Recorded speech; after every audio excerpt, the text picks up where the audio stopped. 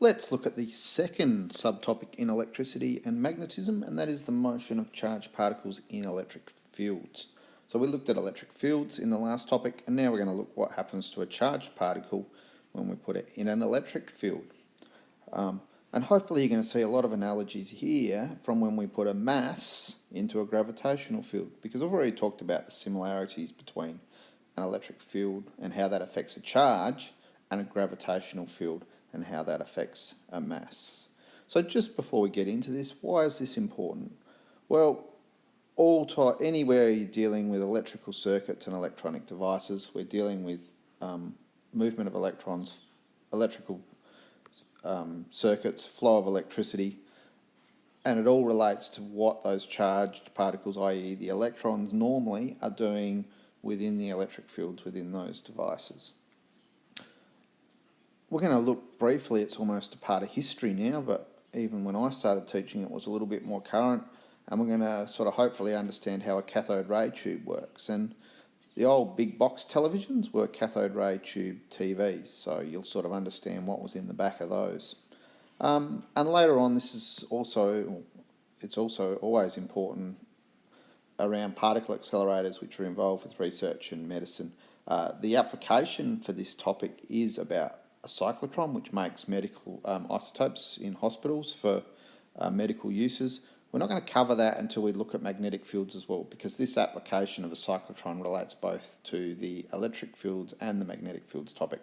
So we'll hold off on the application until we do the motion of charged particles in magnetic fields as well.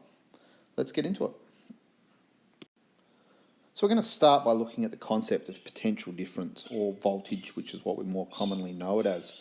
And I'm hoping this is actually a lot of revision, but we will touch on what you've hopefully looked at previously, because I think it is really important.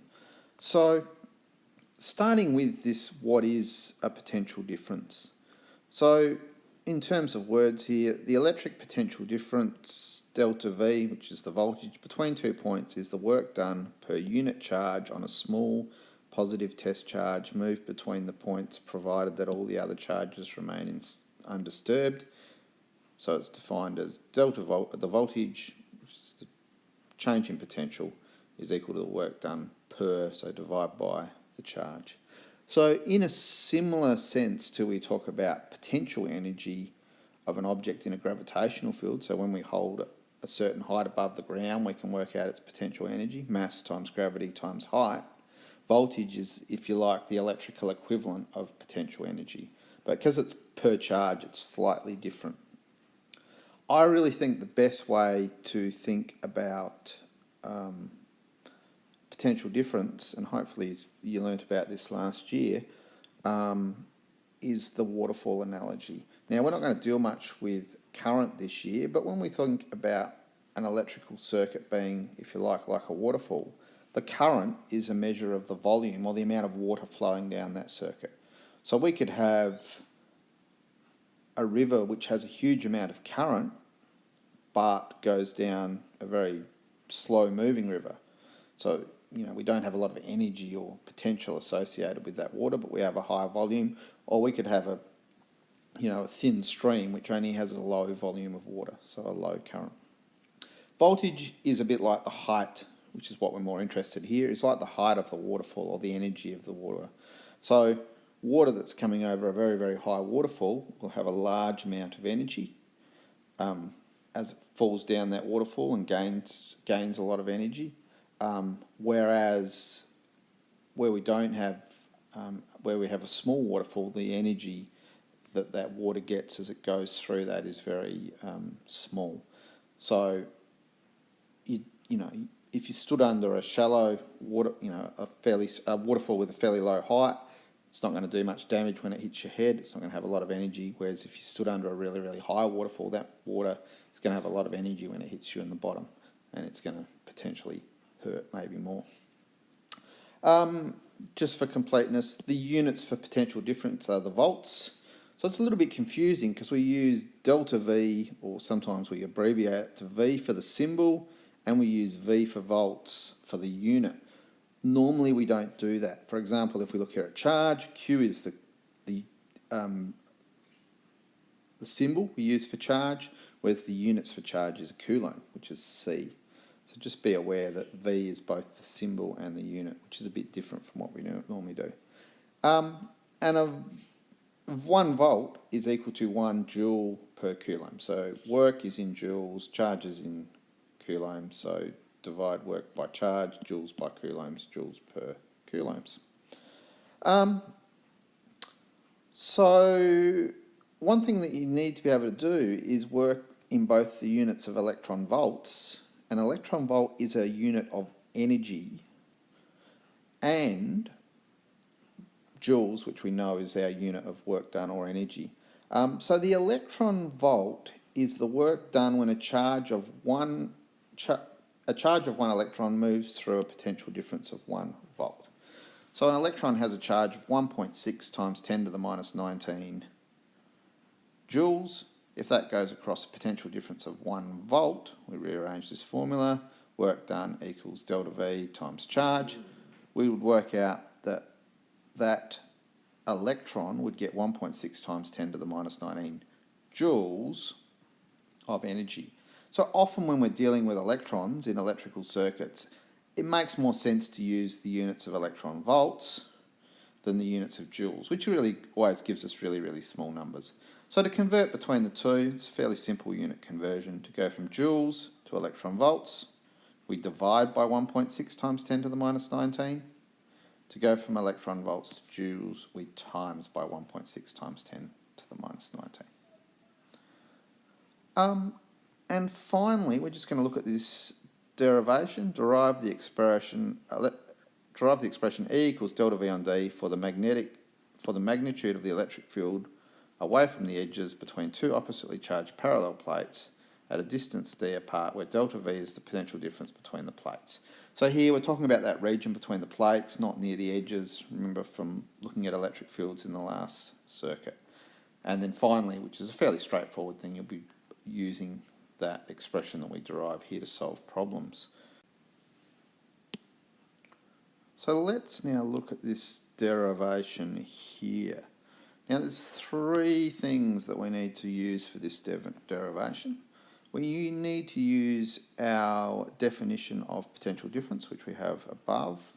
So if you like, the first thing is our definition of potential difference, which basically says that the work done equals Q times delta V.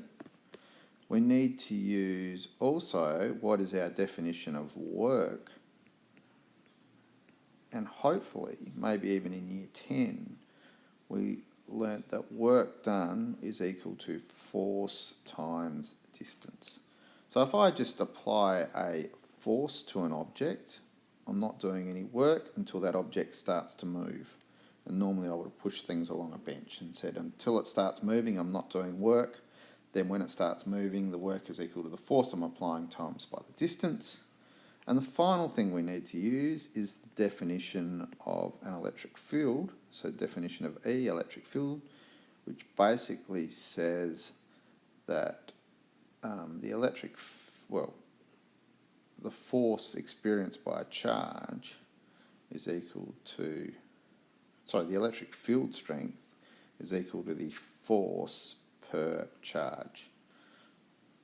So E equals F divided by Q, or often when we rearrange that we get F equals EQ, which is the form we will need that in later. So I'll do that now. F equals E times Q.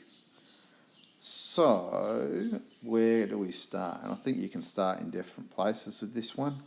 Let's start by equating these first 2 expressions. We get Q times delta V, because both equal to work, so we can equate them, is equal to force times distance. But we also know that force is equal to E times Q, so we can rearrange that by substituting in F equals EQ. We get Q delta times delta V is equal to E times Q times D. There's a Q on both sides, so they cancel, and we get left with, divide both sides by D, we get left with the electric field strength equals delta V divided by D. I've written it the opposite way around just because that's the way my algebra follows, but that doesn't matter. So there is our derivation of the relationship between electric field strength and voltage. So we can now, if we have a certain potential difference or a certain voltage, which is often what we measure and talk about, we can work out what the electric field strength is due to that. And then in the next slide, we're going to talk about how we use electric field strength to work out the acceleration of a charged particle placed in that electric field. So let's now look at where we have an electric field, a uniform electric field between two parallel plates created by applying a voltage between these two plates. So if we apply that voltage, we can then use that voltage to work out, obviously, the electric field strength using that formula that we've just derived on the previous slide. And if we put a charged particle, and we'll use the idea of an electron to start with, into this electric field, we can describe what it's going to do. So, firstly, if we just place an electric field into the field, say here, we'll do it over here, at this point here, and so that's an electron, so it's got a negative charge. It's going to get repelled by the negative. The field lines, remember, define that for a positive charge. This is a negative. So that electron will accelerate down there. And in a sec, we will talk about how we can work out how much that accelerates by. But this becomes like a gravitational problem where we're throwing an object straight up and down. There's a force acting in one direction that's causing an acceleration to that object, and therefore we can analyse the motion. So assuming it, really what we're saying here is there's no velocity horizontal to the field, but that's the other thing that we will look at. If we've got an electron and we fire that into the field, well, this field is going to act to cause this electron to bend down like such. Might draw bigger dashes there. Obviously it's going to get attracted towards the positive. The field only acts in the vertical direction, so it only affects the vertical component of the velocity, and the horizontal component of the velocity remains constant, just like when we looked at projectile motion. How do we work out the acceleration? Now, the curriculum statement isn't clear that you need to derive this, but I'm going to derive this expression anyway because it's fairly straightforward. To work out the acceleration, and obviously the acceleration is only in the vertical direction, we can equate these two relationships, which I've already written there. Force equals mass times acceleration, but we also know that the force is equal to E times Q, so that means that MA equals EQ, so the acceleration of the charged particle is equal to E times Q, which is the charge, divided by the mass. So if we know the electric field strength, which we can calculate, from the velocity, we know the charge, and often we deal with an electron or a proton, which has a charge of 1.6 times 10 to the minus 19 coulombs, and we know the mass of that object, we can work out what the acceleration is in the direction of the field, which is like the vertical. Normally we could have it in the horizontal, but to keep the analogy with gravity, it's easiest to think of it like that. So then we can go away and we can analyse the motion of this charged particle. We can look at what will it be its vertical displacement, what will be its time of flight, all of those things, and we'll look at an example problem at the end of this, at the end of the next video, of how we apply that. But I'm hoping you can see that similarity between how a charged particle behaves in an electric field and a mass behaves due to a gravitational field.